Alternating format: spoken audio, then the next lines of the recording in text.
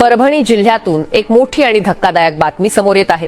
लाचलुचपत प्रतिबंधक विभागाच्या पथकाने थेट सरकारी रुग्णालयात सापळा रचत वैद्यकीय अधीक्षकाला रंगेहात पकडले आहे।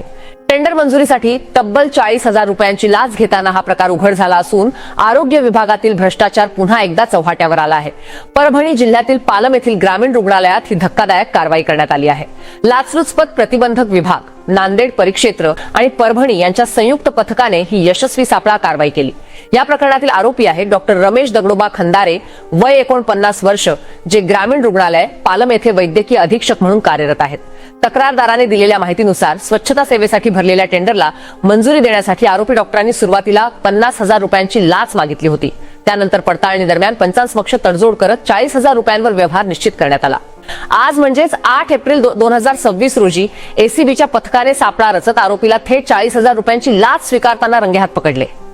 कारवाई दरम्यान आरोपीकडून रोख रक्कम, मोबाईल तसेच वाहनातून अतिरिक्त 15,000 रुपये जप्त करण्यात आले आहेत। सध्या आरोपीच्या घराची झडती सुरू असून आणखी धक्कादायक बाबी समोर येण्याची शक्यता वर्तवली जात आहे। या प्रकरणी भ्रष्टाचार प्रतिबंध अधिनियम 1988 अंतर्गत गुन्हा दाखल करण्याची प्रक्रिया सुरू आहे। लाचखोर अधिकाऱ्याला ताब्यात घेण्यात आले असून पुढील कारवाई वेगाने सुरू आहे।